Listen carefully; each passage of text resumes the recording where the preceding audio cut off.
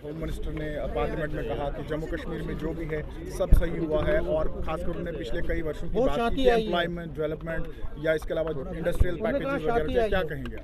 देखिए, home minister साहब हिंदुस्तान के होम मिनिस्टर हैं और उन्होंने अगर कुछ कहा है तो किसी रिपोर्ट पे कहा हो, किसी फैक्ट्स पे कहे हो, बात कही होगी।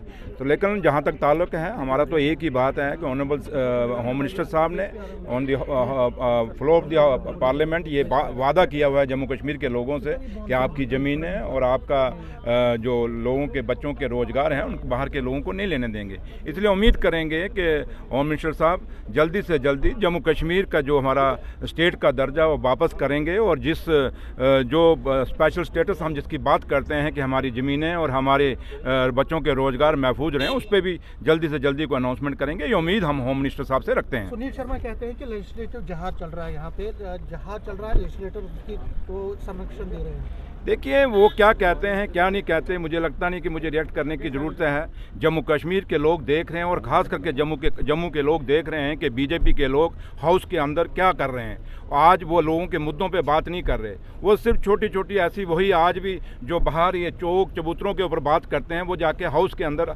असेंबली के अंदर करें। असेंबली किसके लिए? असेंबली है लोगों के बिजली, पानी, स्कूल, सड़कें, हॉस्पिटल, नौकरियों की बात करने के लिए। वहाँ उनकी कोई बात नहीं है। जब उन्होंने परसों वहाँ पे बोला, जब ग्रांट्स के ऊपर बोल रहे थे, तो आपको लगा कि वो एक जो वो बोल रहे हैं क्या वो जम्मू की आवाज़ उठा रहे हैं? जम्मू के लोगों की बिजनेस ख़त्म हो गई, इंडस्ट्री ख़त्म हो गई, बच्चों के रोज़गार ख़त्म हो गए। ये शुक्र करिए, जम्मू के लोगों को कहिए शुक्र करिए कि नेशनल कॉन्फ्रेंस की सरकार आ गई, हमने दरबार मूव किया, जिससे मरती हुई हमारी अर्थव्यवस्था जो जम्मू की थी, जो इकॉनमी थी, उसको दोबारा हमने रिवाइव किया। और ये आप भी महसूस करते होंगे कि इस बार यहाँ पे दरबार आने से कितना कुछ एक हलचल थी शहरों में, बाज़ारों में और लोगों में एक गहमा गामी थी। तो इसलिए हम ये कहेंगे कि वो क्या कहते हैं हमें उसकी जवाब नहीं देने की ज़रूरत नहीं है।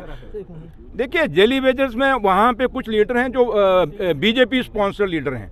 अगर डेली वेजर अगर सही मायने में अगर वो लीडर अगर हमदर्द हैं अपने लोगों के, डेली वेजरों के, तो एक सरकार 10 साल बाद यहाँ पे हुकूमत में आई है।